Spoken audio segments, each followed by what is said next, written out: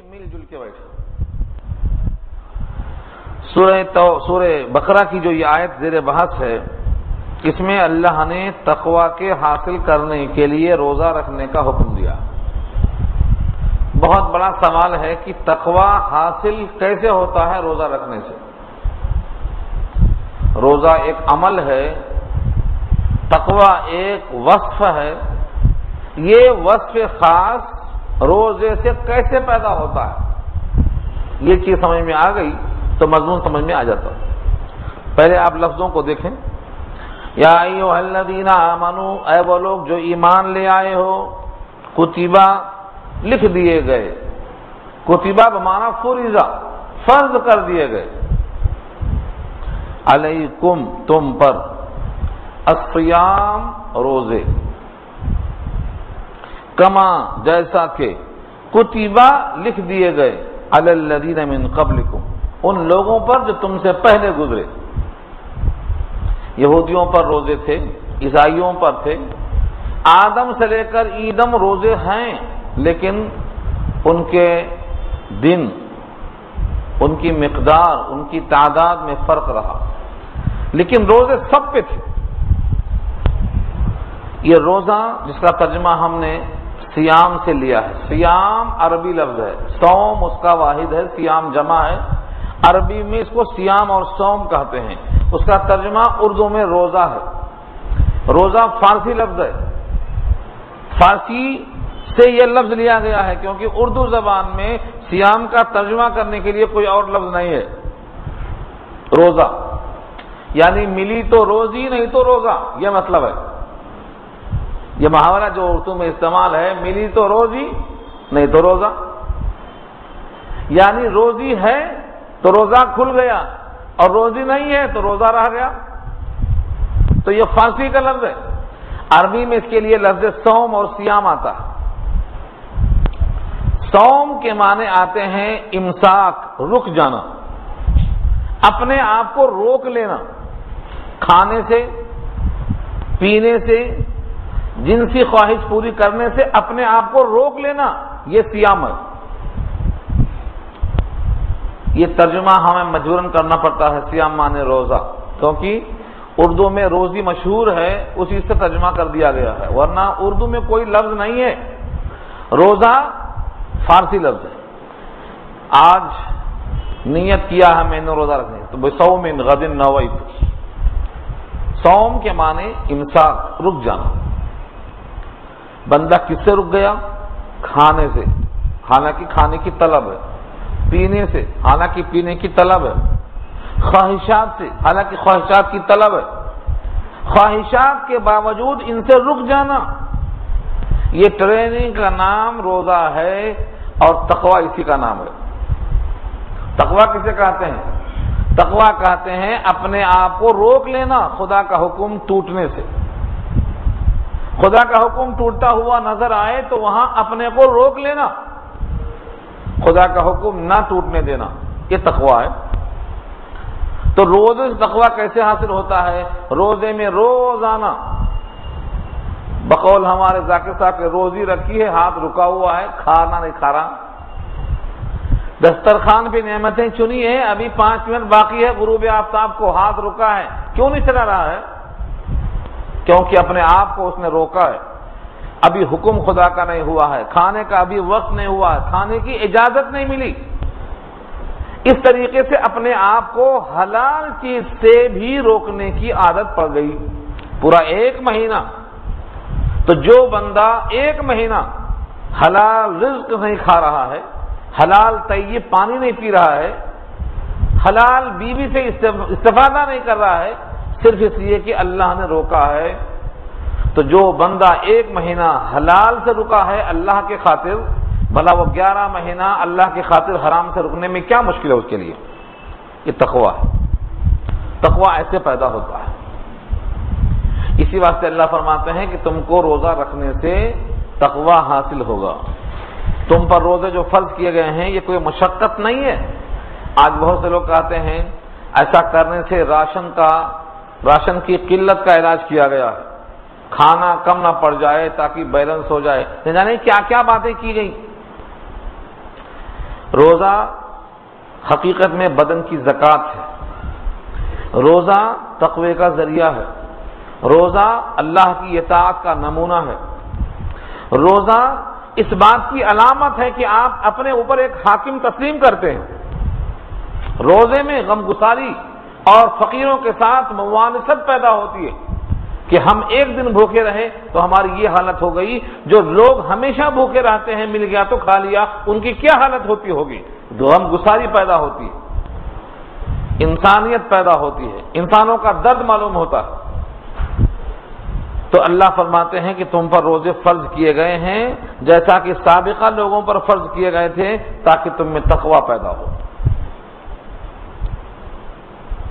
تقوی پیدا ہونے کے لیے یہ بہترین نمونہ ہے۔ پہلے روزہ پورے مہینے کا فرض نہیں تھا، پہلے صرف محرم کی 10 تاریخ کا فرض تھا۔ جب رمضان کے روزے آ گئے، فرض ہو گئے، تو محرم کا روزہ اب فرض نہیں رہا، مستحب ہو گیا۔ پہلے مہینے میں 3 روزے مستحب ہوتے تھے، وہ آج بھی مستحب باقی ہیں، ایام 20 کے، 13ویں 14ویں 15ویں چاند کی راتوں کو ایام 20 کہتے ہیں، کہ آج یہ مستحب ہے۔ نبی صلی اللہ علیہ وسلم ہمیشہ رکھتے تھے۔ یوں تو روزہ 5 دن چھوڑ کر کبھی بھی رکھا جا سکتا ہے، 3 دن قربانی کے اور 2 دن عید اور بقرعید کے۔ یہ 5 دن حرام ہے روزہ رکھنا، اس کے علاوہ جب چاہے رکھ سکتے ہیں آپ۔ قرآن کریم کی ان آیتوں میں روزہ رکھنے کا جو حکم ہے یہ رمضان کے حد تک ہے، اس کے جملے آگے آ رہے ہیں۔ تسلی کے لیے فرمایا اللہ تعالیٰ نے ایام معدودات، ایام جمع ہے، اس کا واحد ہے یوم، دن، ایام دن، معدودات گنے چنے، تھوڑے ہی دن تو ہیں، پورے 11 مہینہ اپنی مرضی سے کھاؤ اور پیو، 1 مہینے کی تو بات ہے۔ ایام معدودات چند دن، اور اس میں بھی تمہارے لیے تعاون اللہ کا کیا ہے؟ فمن کان منکم مریضا، بس تم میں سے جو کوئی مریض ہو، یعنی روزہ رکھنے کے لائق نہ ہو، اس مریض پر چھوڑ دیا گیا ہے، تیری حالت تو خود دیکھ لے، روزہ رکھنے کے لائق ہے کہ نہیں ہے۔ یعنی اگر مرض بڑھنے کا اندیشہ ہو، جان کا خطرہ ہو، تو روزہ اس کے لیے اس وقت اللہ نے حکم دے دیا ہے کہ تم ان کو بعد میں پورا کرو۔ فمن کان منکم مریضا، اگر تم میں سے کوئی مریض ہو، او علی سفر، یا سفر پر سوار ہو، یعنی سفر میں ہو، علی سفر، سفر پر یعنی حالت سفر میں ہو، اور سفر سے مراد یہ سفر نہیں سلطان شاہی سے مغل پورہ، سلطان شاہی سے مغل پورہ کا سفر نہیں، 77 کلومیٹر، 48 میل، 4 بردہ، بردہ ایک پیمانہ ہے، 4 برد برابر ہوتا ہے 48 میل کے، یعنی 12 میل کا ایک بردہ ہوتا ہے، 12 چوک 48، اور یہ جو 48 میل ہیں ان کا بنتا ہے 77 کلومیٹر، 77 کلومیٹر۔ اتنا مسافت طے کرنے کا ارادہ کر کے گھر سے یا شہر سے نکلا ہو، شہر سے باہر ہوتے ہی مسافر کہلائے گا۔ اب جو نمازیں آئیں گی ان کو قصر پڑے گا، روزہ یہاں سے رکھنا اور توڑنا دونوں جائز ہے، مسافر ہو گیا۔ اگر روزہ رکھنا چاہے تو رکھ سکتا ہے، نہ رکھنا چاہے بعد میں قضا کر لے، اختیار دیا اللہ نے اسی آیت میں۔ فرمایا فعدۃ من ایام اخر، تو گنتی پوری کرے دوسرے دنوں سے، یعنی جب کبھی سفر سے واپس آئے، جب کبھی مرض سے شفایاب ہو جائے تو ان گنتی کو پورا کرے۔ گنتی کتنی ہے؟ 1 مہینہ، وہ آگے آ رہا ہے، 1 مہینہ پورا کرنا ہے۔ یہیں سے یہ مسئلہ معلوم ہوا، اگر کسی کی گنتی پوری ہو گئی ہے تو اب اس پر روزہ نہیں ہے۔ سعودی میں روزہ رکھتا، یہاں آ گیا، وہاں 5 دن پہلے شروع ہو گیا تھا یا 3 دن پہلے شروع ہو گیا تھا، یہاں لوگوں کا 28 روزہ ہے، اس کا 31 ہو رہا ہے، اس کے لیے جائز ہے روزہ رکھے یا نہ رکھے، کیونکہ گنتی پوری ہو گئی، اس کی گنتی پوری کرنا ہے۔ فمن شہد منکم الشہر فلیصم، کتنی گنتی ہے؟ یہ ہے فعدۃ من ایام اخر۔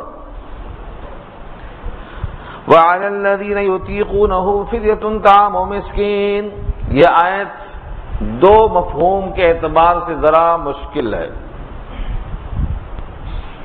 طاقت رکھتے ہوئے بھی فدیہ دے دو، روزہ مت رکھو، یہ اس وقت کی بات ہے جب یہ گنجائش تھی کہ روزہ رکھ لو یا روزے کے بدلے میں فدیہ دے دو، سب پر روزہ واجب نہیں تھا، اختیار دیا تھا اللہ نے۔ اس معنی میں یہ آیت کا ترجمہ ہوگا، اور ان لوگوں پر جو روزے کی طاقت رکھتے ہیں ایک دن کا کھانا ہے بطور فدیہ کے، بجائے روزہ کے فدیہ دے دو۔ فدیہ کتنا ہے؟ ایک دن کا کھانا، کھانے کے بجائے غلہ دینا ہے تو وہی صدقہ فطر والا حساب، یعنی 2.25 سیر گیہوں یا اس کی قیمت، یعنی 1 کلو 666 گرام یا اس کے پیسے، یہ اس کا فدیہ ہے۔ یہ اس معنی میں آیت اگر لی جائے گی تو اس کو منسوخ مانا جائے گا اگلی آیت سے جو ناسخ ہے اس کے لیے، یعنی وہ آیت آنے سے یہ آیت منسوخ ہو گئی۔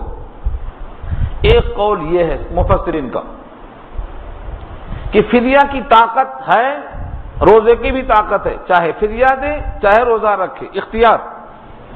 ایک قول یہ ہے، لیکن جمہور مفسرین کہتے ہیں یہ آیت در حقیقت منسوخ نہیں ہے اوپر کی بات ہو، بلکہ اس کا مطلب یہ ہے، یہاں پر لفظ یطیقون باب افعال سے ہے جس میں سلب ماخذ ہے، یعنی اور وہ لوگ جو روزے کی طاقت نہیں رکھتے ہیں، یعنی بوڑھے ہو گئے، اتنا بڑھاپا آ گیا کہ روزہ اب نہیں رکھتے، تو کیا کریں وہ؟ فدیۃ طعام مسکین، ایک مسکین کا فدیہ روز کے روزے پر دے دیا کریں، یعنی سلب ماخذ۔ سلب ماخذ اس کے معنی کو لے لینا، چھین لینا، جیسے ہم کہتے ہیں ممرضہ، نرس کو بولتے ہیں، نرس کو کیا بولتے ہیں عربی میں؟ ممرضہ، مرض کو کھینچ لینے والی، ممرضہ کہتے ہیں نرس کو۔ نرس کیا کرتی ہے؟ علاج کرتے کرتے مریض کے مرض کو کھینچ لیتی ہے اور نیا مرض پیدا کر دیتی ہے، اس کو ممرضہ کہتے ہیں۔ یعنی جو بیماری لے کے آیا تھا وہ بیماری ختم اور اپنے عشق کی بیماری اس کو دے دیتی ہے، تو اس کو کہتے ہیں ممرضہ، نیا مرض پیدا کر دینا۔ تو سلب ماخذ کا مطلب کیا ہے؟ جو اس کا معنی ہے وہ لے کر دوسرے معنی دے دینا، اس کو سلب ماخذ کہتے ہیں۔ یہاں وہی ہے کہ وہ لوگ جو روزے کی طاقت رکھتے ہیں کیا کریں گے؟ وہ ایک دن کا کھانا بطور فدیہ کے دے دیں، فدیۃ طعام مسکین، ایک مسکین کا کھانا دے دیں۔ شیخ فانی ہے، بوڑھا ہے، اتنا بڑھاپا ہے کہ روزہ رکھ نہیں سکتا، دوبارہ جوانی کی امید نہیں، ایسے شخص کے لیے یہ فدیے کا حکم آج بھی باقی ہے اسی آیت کی وجہ سے۔ فمن تطوع خیرا فهو خیر اللہ، اور جو خوش دلی کے ساتھ روزہ رکھ لے یا بہتر سے بہتر خیر یعنی فدیہ دے دے تو فدیہ اس کا دے دینا اس کے حق میں بہتر ہے۔ اللہ نے کہا تھا ایک فدیہ دے دو، 2.25 سیر گیہوں، اس نے 2 سیر دے دیا، بڑھ کے تھوڑا دے دیا، فرمایا یہ اس کے حق میں بہتر ہے۔ اور روزہ رکھنے کے بجائے فدیہ دینا تو جائز ہے، لیکن اگر مشقت جھیلتا ہے اور روزہ رکھنے کی برابر کوشش کرتا ہے تو ایسا روزہ اس فدیہ دینے سے بھی اس کے حق میں بہتر ہے۔ کیوں؟ روزہ نہ رکھنے سے، فدیہ دینے سے اس کو اجر ملتا، اور روزہ رکھنے سے جو اجر ملے گا اللہ فرماتے ہیں اس کا اجر نہیں، اس کا اجر میں خود ہوں،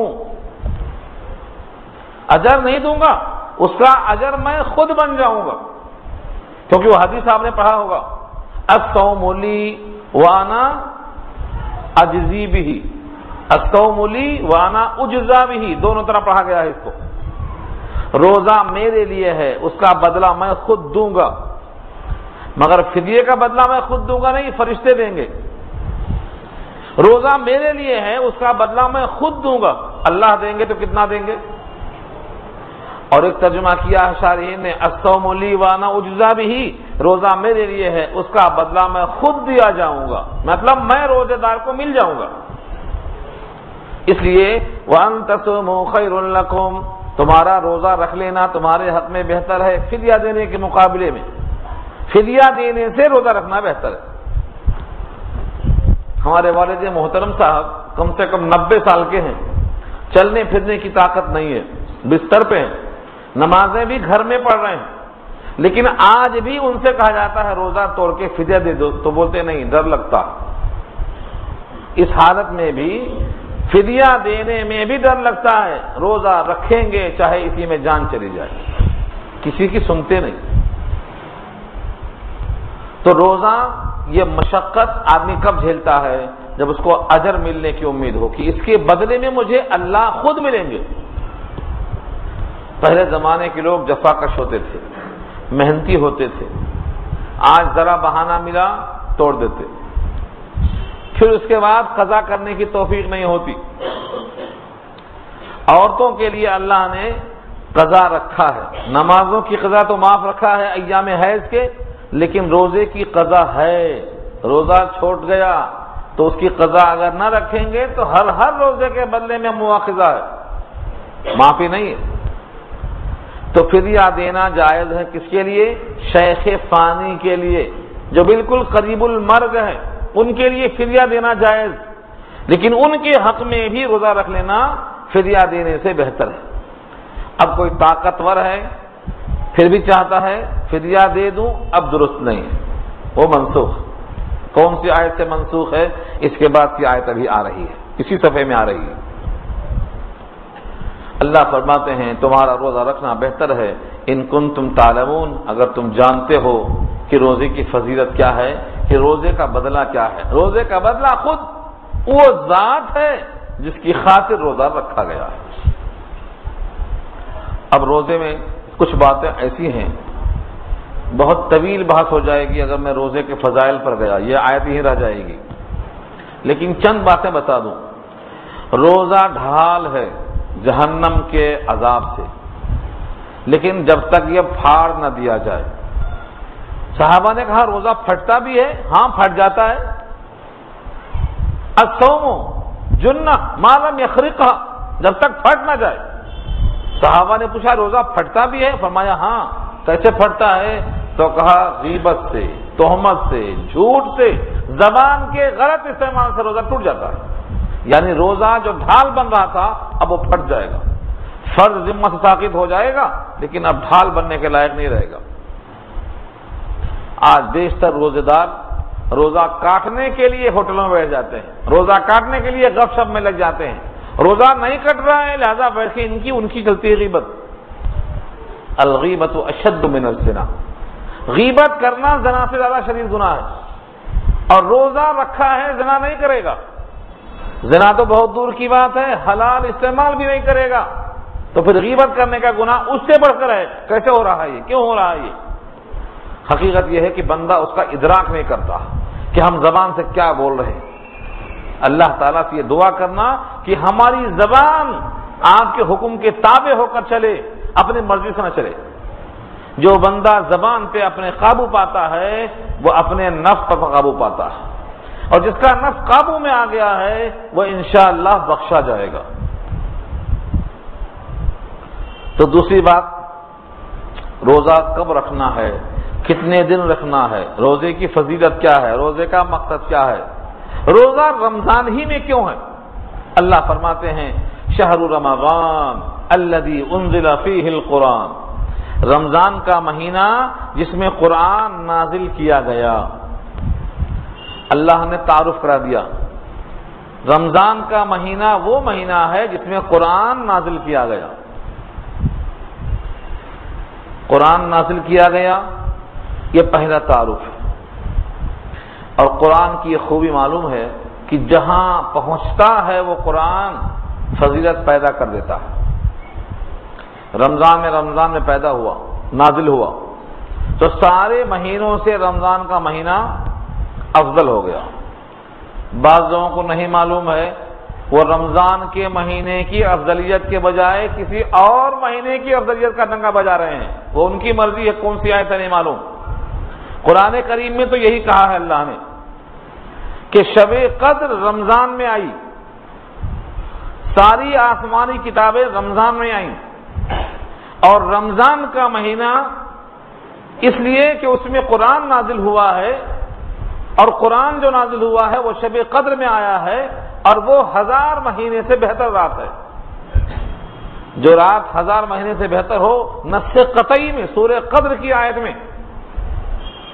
اب اگر اس مہینے کو کوئی آدمی کہے کہ نہیں اس سے بہتر دوسرے مہینے ہیں، تو ان کو بھی چاہیے کہ کوئی آیت پڑھ دے، قرآن کریم کی کوئی آیت پیش کر دے. ہاں، قرآن کریم کی ہر آیت کا ماننا ہر ایک پر فرض ہے، اور ادھر آیت قرآن کا انکار بھی لازم آتا ہے. ایسا کہہ دینے سے کوئی مہینہ رمضان سے زیادہ فضیلت والا ہو ہی نہیں سکتا ہے، نص قطعی ہے قرآن کی. اور رمضان کا مہینہ سب سے افضل کیوں ہے؟ کیونکہ اس میں قرآن نازل کیا گیا. اور دوسری وجہ یہ ہے کہ جس مہینے میں اور جس رات میں قرآن نازل کیا گیا، قرآن کی وجہ سے وہ رات 1000 مہینے سے افضل قرار پائی. سورہ قدر پارہ 30 کے اندر موجود. وما انزلنا، جو کچھ ہم نے نازل کیا ہے اس کی حیثیت کیا ہے؟ ہدی للناس، یہ کتاب ہدایت کا ذریعہ ہے لوگوں کے لیے. ہدی للناس، جو قرآن نازل ہوا ہے رمضان میں، اس کی کیا حیثیت کہ وہ قرآن ہدن للناس ہے، لوگوں کے لیے ہدایت کا ذریعہ ہے. جب تک قرآن نازل نہیں ہوا تھا تب تک مکے میں نبی صلی اللہ علیہ وسلم 40 سال کی عمر تک رہے، لیکن قرآن کریم کے نزول سے پہلے تک آپ نے دعوت اللہ نہیں شروع کیا. 40 سال کی عمر ہو گئی، اب قرآن نازل ہوا، نزول قرآن کے بعد آپ نے دعوت اللہ کو شروع کیا، اور خود فرمایا ان اتبع الا ما یوحى الی، میں خود اتباع کرتا ہوں اس وحی کی جو مجھ پر نازل ہوا. سورہ یونس پارہ 11. تو اس کتاب کو اللہ کے نبی نے بھی یہی کہا کہ میں وحی کی اتباع کرتا ہوں، جو وحی آتی، جو پیغام آتا، جو خدا کا حکم آتا، میں خود اسی کے مطابق چلتا ہوں. تو یہ کتاب ہے ہدی للناس، لوگوں کی رہنمائی کا ذریعہ. نمبر 2، وبینات من الہدی، اور وضاحت ہے ہدایت کی، یعنی اس میں جو آیتیں ہیں بہت بین ہیں، بہت واضح ہیں، بہت روشن ہیں. من الہدی یعنی ہدایت کی باتیں، ہدایت کے دلائل.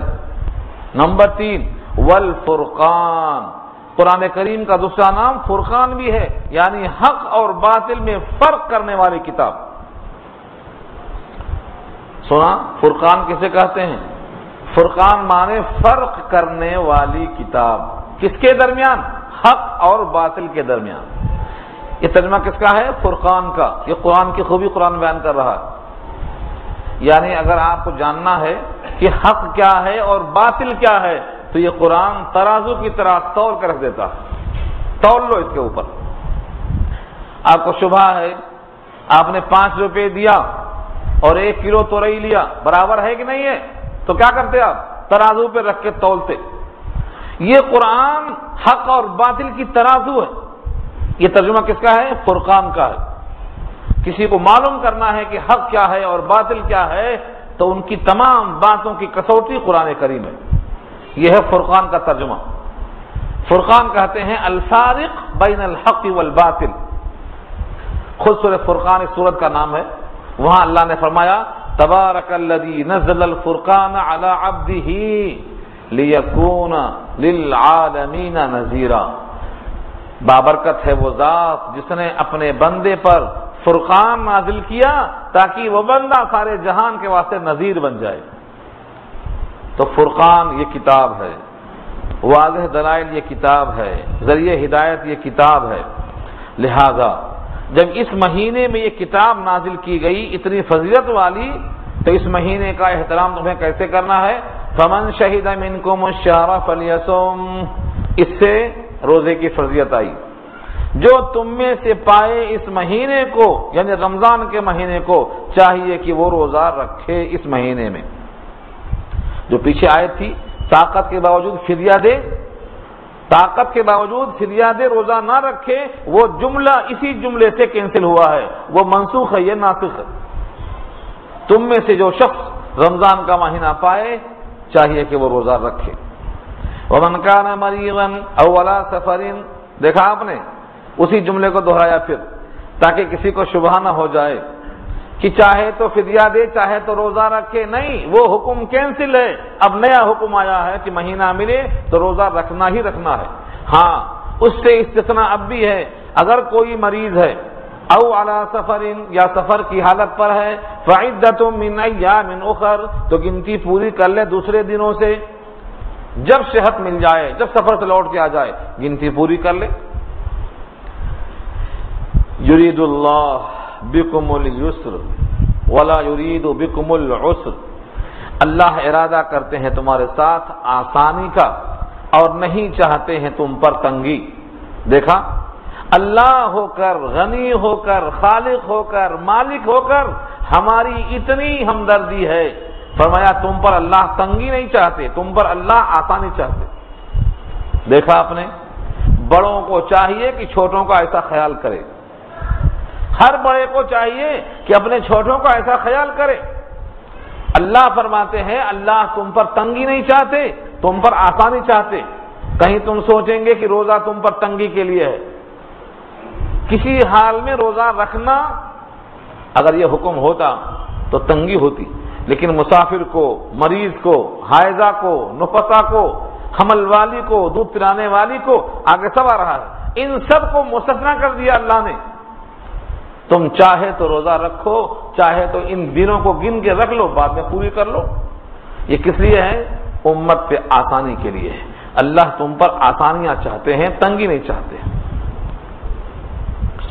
اس میں اشارہ یہ ہے کہ تم بھی اپنے چھوٹوں پر آسانی رکھو، تنگی مت رکھو.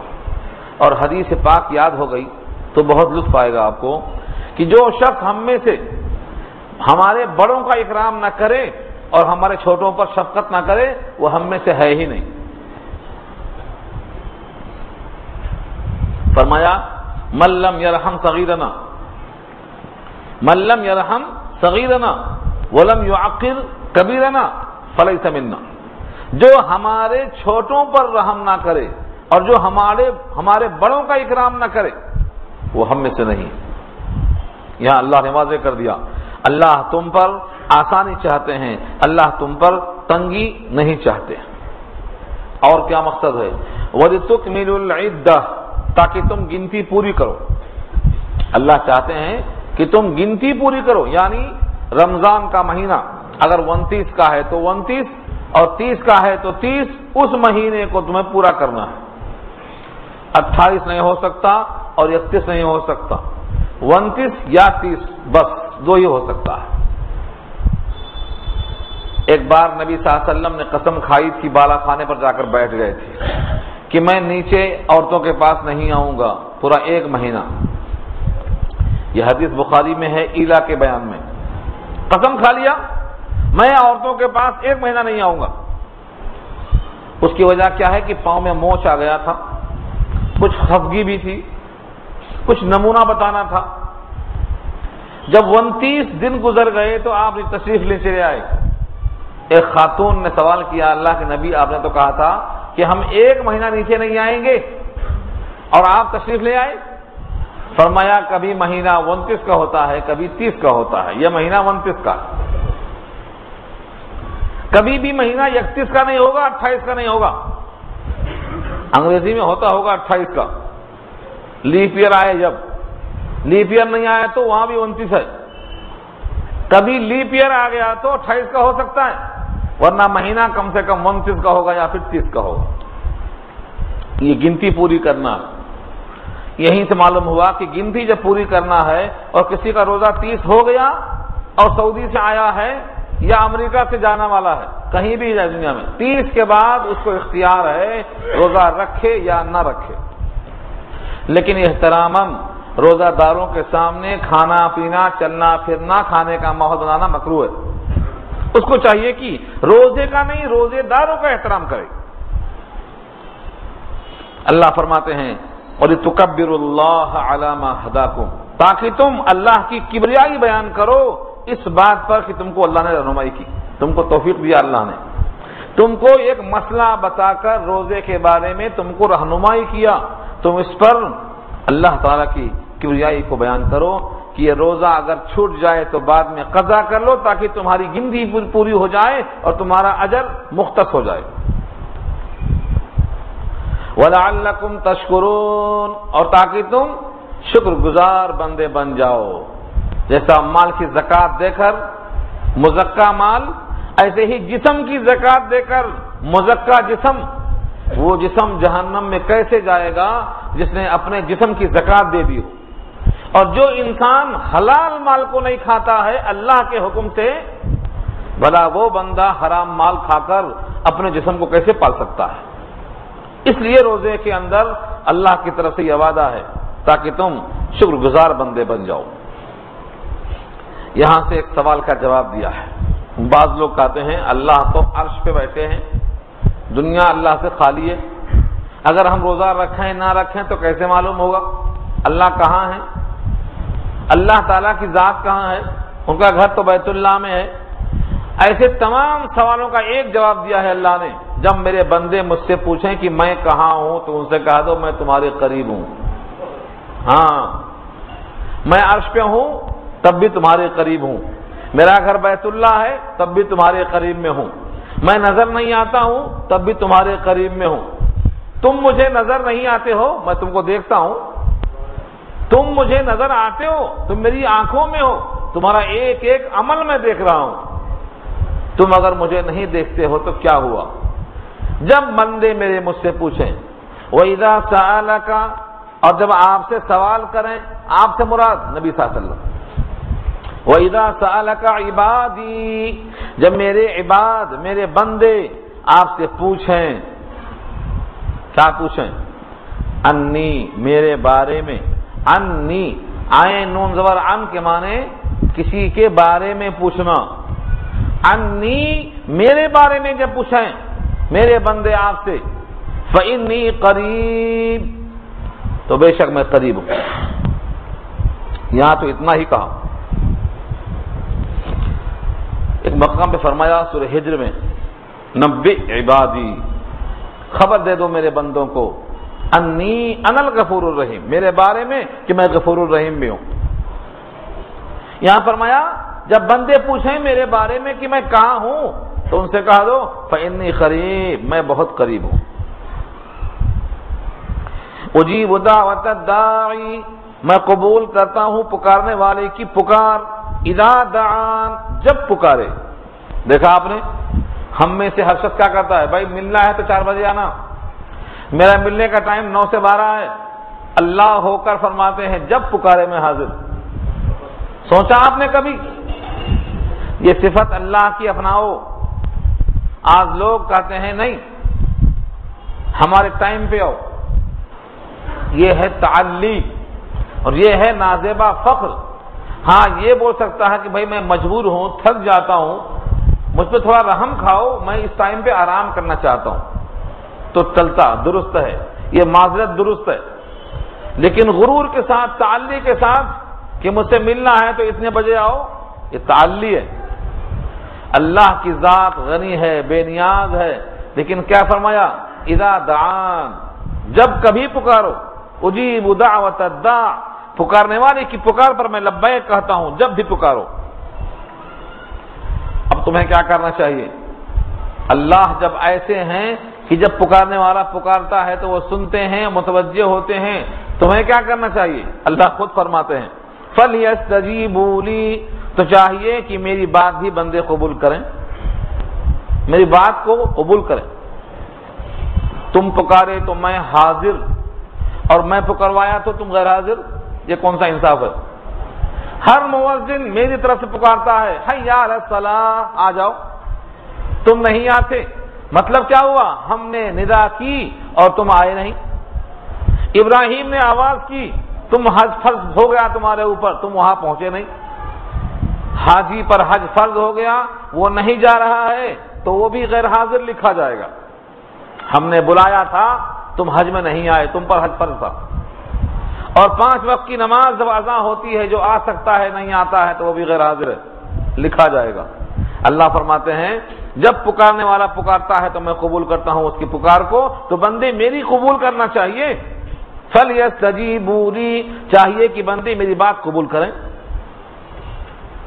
ایک نابینا صحابی آئے اور کہا اللہ کے رسول میں نابینا ہوں، میرا ہاتھ پکڑ کر لے چلنے والا کوئی نہیں، کیا مجھے رخصت ہے کہ میں گھر میں نماز پڑھ لیا کروں؟ آپ نے کہا رخصت ہے۔ تھوڑی دور گئے، آپ نے کہا سنو سنو، کیا تم اذان سنتے ہو؟ فرمایا ہاں اذان سنتا ہوں۔ تو کہا جب اذان سنتے ہو تو جواب دو، اور جواب کیا ہے؟ حاضری۔ سنا آپ نے؟ یہ روایت ابو داؤد کی ہے۔ نابینا ہے، نابینا ہونا ایک عذر ہے، ان کی آنکھوں میں بینائی نہیں۔ وہ آ کے فرماتے ہیں لیس لی قائد یقودنی الی المسجد فسأل ان يرخص فرخص له فلما ولى دعاه قال هل تسمع النداء قال نعم قال فاجب۔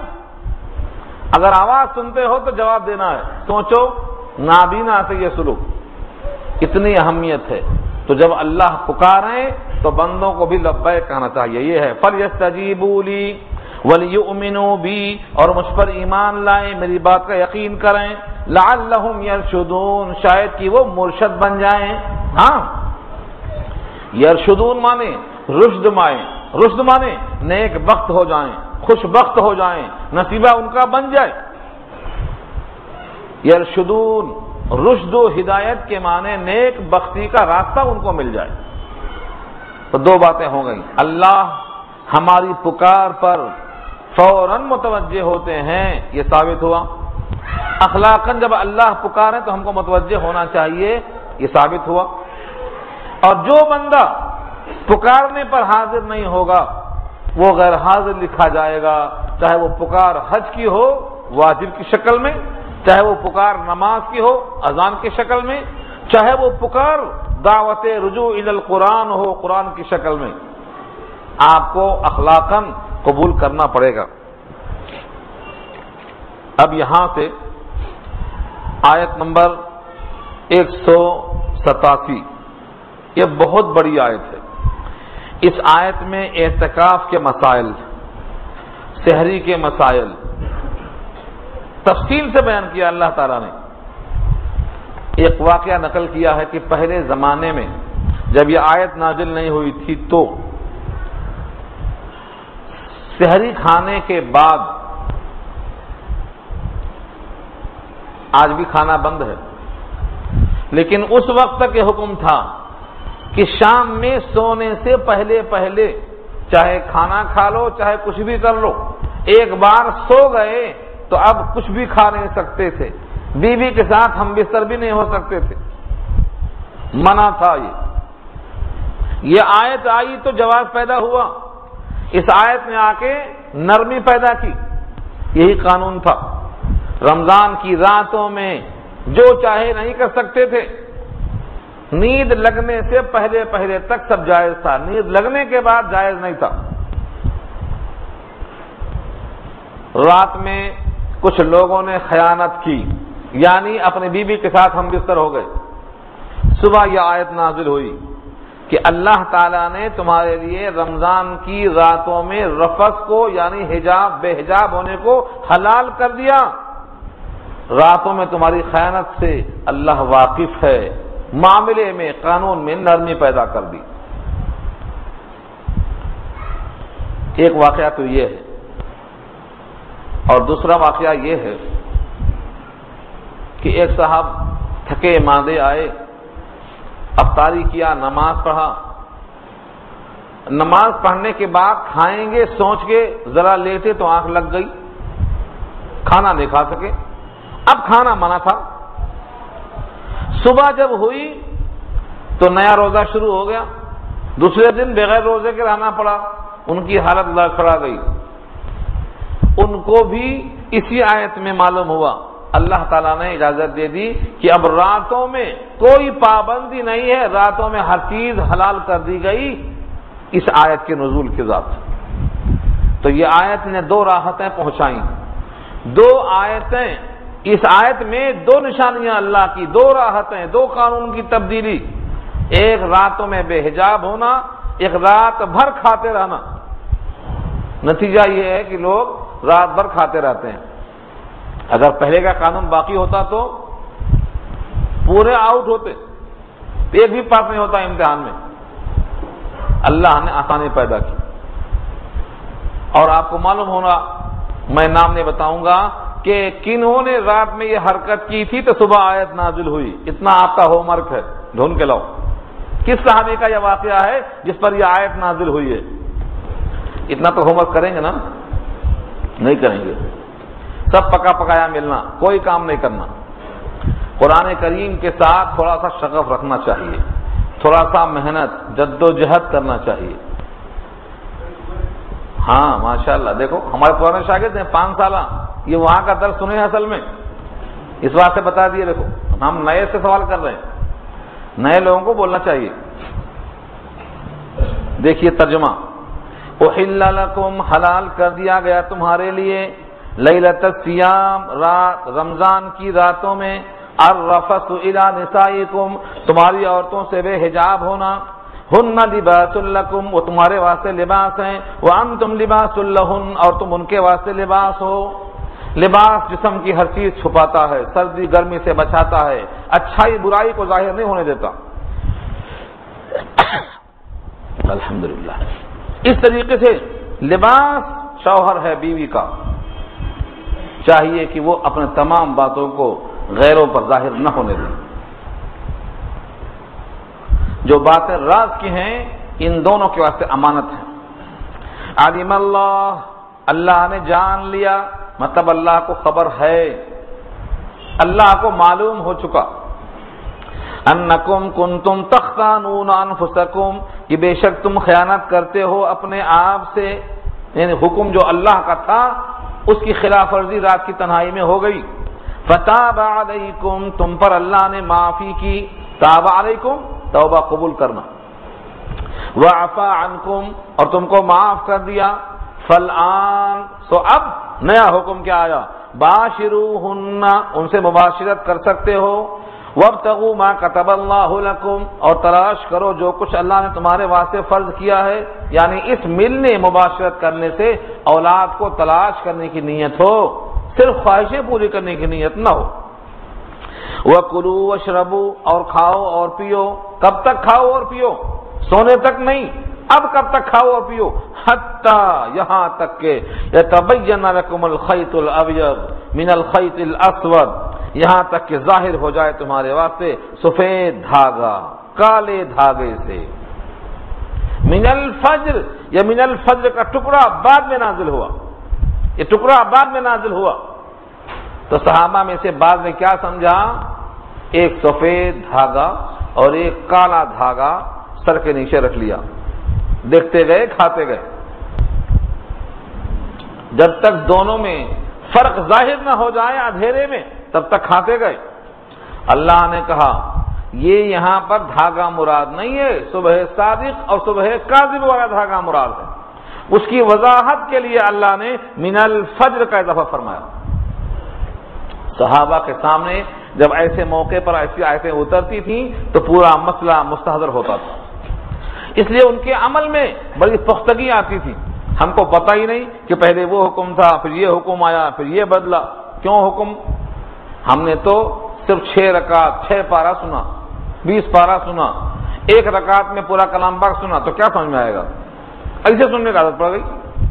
صحابہ نے ایسا کبھی نہیں سنا، وہ جتنا سنتے تھے سمجھ کر سنتے تھے، سمجھ کر پڑھتے تھے۔